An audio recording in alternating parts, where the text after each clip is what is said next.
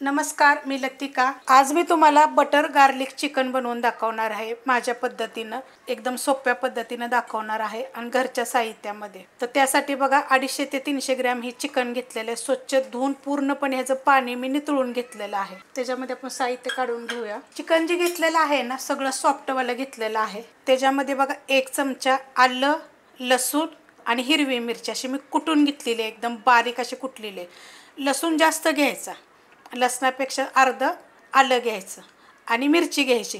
मिरची तुमच्या तिखटाप्रमाणे घ्या, कापून जरी टाकले तरी चालेल। एकूण ही 1.5 चमचा टाकलेला आहे 300 ग्रॅमसाठी। थोडंसं जास्त कमी घेतलं तरी चालेल, हे 250 ते 300 ग्रॅम आहे। एकदम थोडीशी मी चिली फ्लेक्स टाकणार आहे। ह्या चमच्याच्या मापाने अर्धा चमच्याला थोडंसं कमी अशी मिरीपूड घेतलेली, एकदम बारीक अशी कुटून टाकायची, म्हणजे त्याच्यामध्ये त्याचा अर्क मुरतो। ह्या चमच्याच्या मापाने अर्धा चमचा जिरे धने पावडर, ह्या चमच्याच्या मापाने अर्धा चमचा गरम मसाला पावडर, अर्धा चमच्याला कमी असा चाट मसाला, एकदम थोडंसं टाकायचे आपल्याला काळं मीठ, थोडंसं एकदम टाकायचे साधं मीठ, कारण की आपण ह्याच्यामध्ये काळं मीठ टाकलेलं आहे। आपण ह्याच्यामध्ये बटर वापरणार आहे, त्यामुळे साधं मीठ कमीच वापरायचं। कोथिंबीर, तुम्हाला जर असं फ्लेवरसाठी जर ह्याच्यामध्ये थोडासा पुदिना जरी टाकला तरी पण चालू शकतं बरं का। आता ह्याच्यामध्ये आपल्याला चीज टाकायचे, तर चीज घेतलेले आहेत बघा 2 अशा प्रकारचे अमूलचे।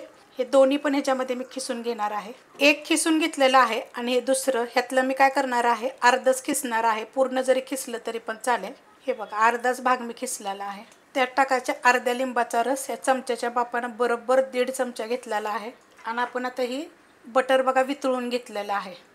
आता बटर सुद्धा ह्या चमच्याच्या मापाने 6 चमचे आहे बघा, असं वितळून घेतलेलं आहे।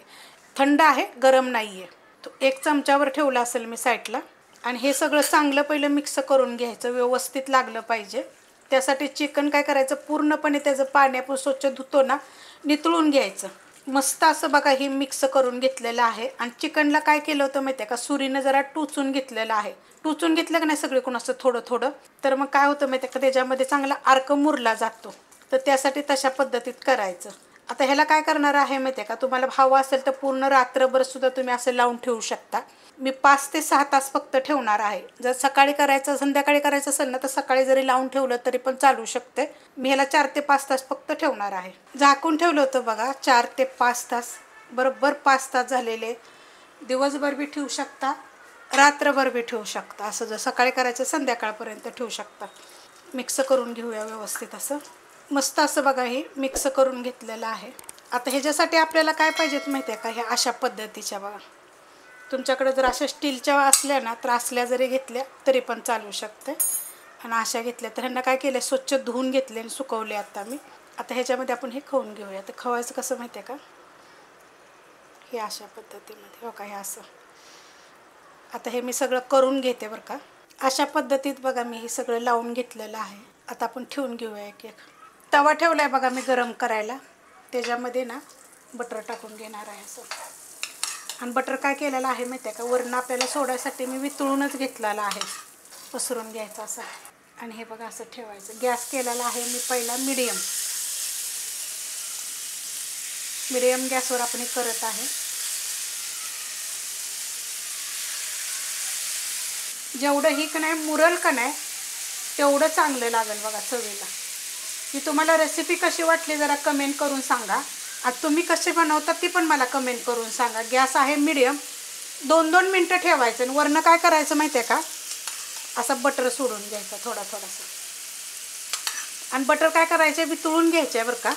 जसं आपलं हे थोडं थोडं भाजत येईल का नाही, जसं आपण हलवू का नाही साईडनं तसं थोडं थोडं बटर सोडायचं। मी आता हे थोडा पहिला सोडलेला आहे, कारण जी खाली जो होता ना तो कमी आपण लावला होता ना, त्यासाठी मी वरनं सोडलेला आहे। 2 मिनटं झालेले आहेत बघा, मीडियम गॅसवर ठेवलं होतं। पलटी करून घेऊया।